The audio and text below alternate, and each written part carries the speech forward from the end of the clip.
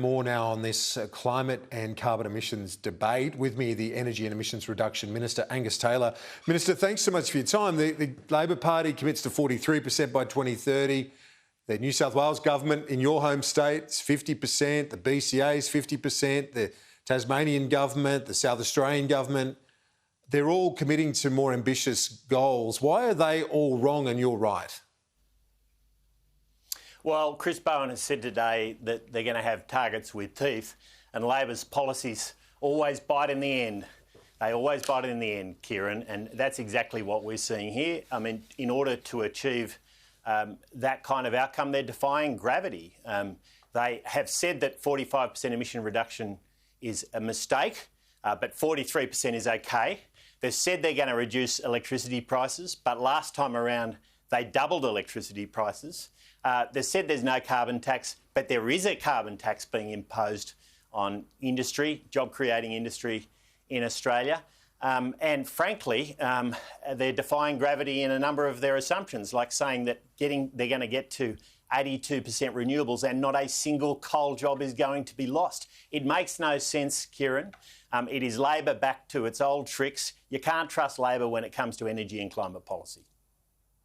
You say it's defying gravity, but it's not that far off from where you say we're going anyway. You've said to the COP in Glasgow that it's going to be 35 to 38%. That's our projections. So 43, it's not that much further. Well, our projection is 35 and the next 8% requires policies that are very significant, Kieran, which is why we haven't committed to those policies. That includes a carbon tax on industry. Make no mistake about it. They're asking for a reduction of 5 million tonnes a year, cumulative, from now through to 2030 on Australian industry. That's Australian jobs. It's not clear whether that's going to include the electricity sector. They haven't been clear about that. But it is clear that it's going to be imposed, and in order to do that, there'll be costs. Those costs, ultimately, if they're not going to be passed through to export customers, and they can't because they're competitive markets, they'll be imposed on Australian consumers. And that means the price of goods going up in Australia, Kieran. So, you know, that next piece is very, very important. Now, we've set out a pathway through to 2050. They haven't. We've set out a pathway which involves technology, not taxes, avoiding imposing costs on Australian consumers. We've laid out a pathway that can be achieved there at a sensible pace that recognises the distinctive features of the Australian economy, with traditional industries like agriculture and resources still playing a very important role for many years to come. But you say it's a tax on heavy industry. Of those big emitters that are caught up by the safeguard mechanism, which was put in by the Liberal government, 2/3 of those entities have committed to net zero by 2030. I said net zero by 2050, I should say. So they're already committing to this. This is the direction those industries are heading anyway. We've committed to net zero by 2050. What we're not going to do is impose a big tax on Australian industry and destroy jobs in the process. Now, there's a lot of questions they haven't answered about that safeguard mechanism. Does it apply to the electricity sector? How are they going to treat trade-exposed industries? But what's very clear is a disproportionate burden is going to be borne by Australian industry that can pass its costs through to Australian consumers. But they actually have said what they're going to do. What those costs are going to be. In terms of trade-exposed industries, they said they will make exemptions on those that might be adversely affected by some of those competitive tensions. They have said that already. So why not have a policy that's actually in line with where industry's heading? As I said, 2/3 of those heavy emitters are already committing to net zero by 2050. That's the direction they're going. Why not have a policy architecture that gives them certainty? Well, we have. We're committed to net zero by 2050, Kieran, but it isn't clear how exemptions will work to emissions-intensive trade-exposed industries. Will they be exempted forever under Labor's policies? Under what circumstances will they be exempted? When they last put a carbon tax in place, they gave a partial exemption which expired after 10 years. And of course, we saw aluminium smelters, like at Kurri Kurri, disappear as a result because they knew there was no future for them. So the way they construct that will have a very big impact on jobs. It'll have very big impact on regions. It'll have very big impact on blue-collar workers in Australia. And they need to be very clear about this. But I tell you what, we're not going to do. We're not going to impose a carbon tax. Sneaky, carbon tax or explicit carbon tax. This is a sneaky carbon tax from Labor. We're not going to go out and destroy jobs and pretend we're not. I mean, the idea that we're not going to lose coal-fired generation from these policies, or at least the assumptions in their policies, is extraordinary. 82% renewables and no coal jobs lost. You've got to be joking, Kieran. They need to get clear about the outcomes for Australians, the impact of those policies. And, of course, we have laid out a pathway through to 2050. They haven't. And we've demonstrated how we can do that with technology, not taxes.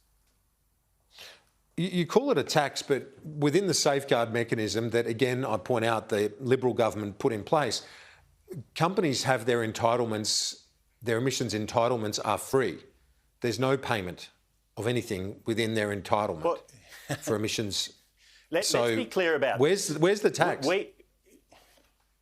We have a safeguard mechanism that contains emissions intensity now. So it contains any blowout in emissions intensity. It doesn't force down emissions preemptively before the technology is capable of doing that. Now, what they're saying is they're going to reduce emissions 5 million tonnes in the first year, 10 the second, 15 the third, 20 the fourth, and so on.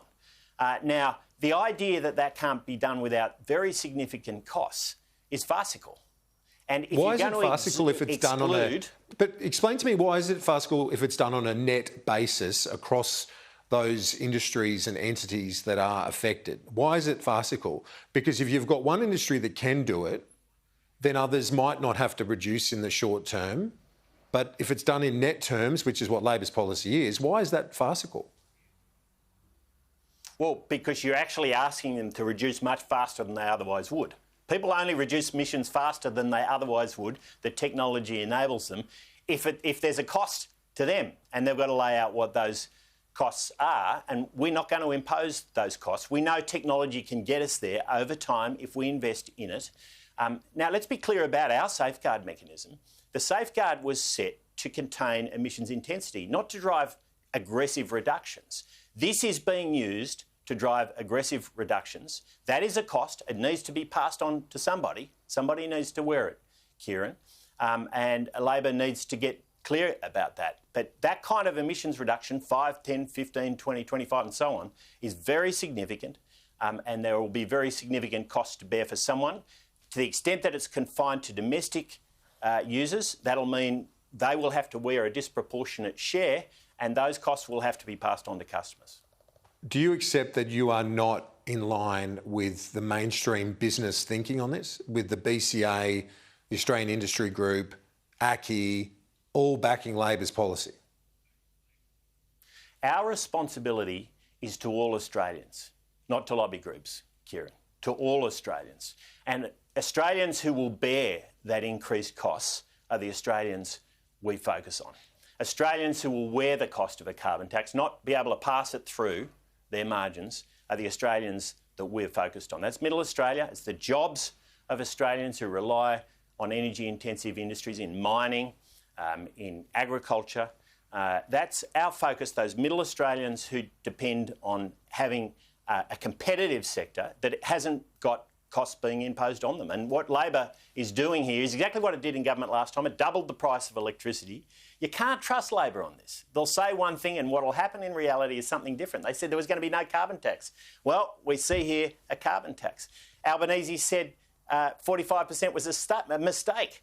We see 43%. You simply can't trust Labor on what they say on these policies. But do you accept why some viewers this afternoon might be sceptical when your own colleagues, not far from where you are there in Macquarie Street, have a more ambitious target than what the Labor opposition has? The Perrottet government's got a more ambitious target than what Labor opposition is proposing, and you're saying the sky's going to fall in.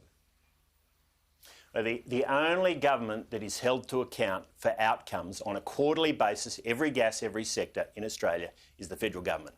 We're the ones who negotiate the international agreements. We're held to account, and our track record is strong. We're over 20% down on our 2005 baseline levels. We're on target for 35% reduction. It's a sensible reduction. Asking for more than that would impose costs on industries, on business and on households that we aren't prepared to impose. And so we're getting this balance right. And it's on a pathway to net zero by 2050, Kieran, but a pathway that can be achieved with technology, not taxes. That's the point. Labor has said that they're going for taxes. It's very clear. They're happy to impose costs on Australian consumers. We're not.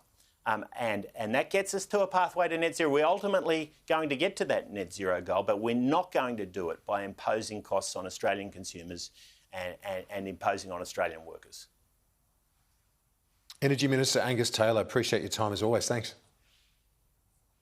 Thanks for having me, Kieran.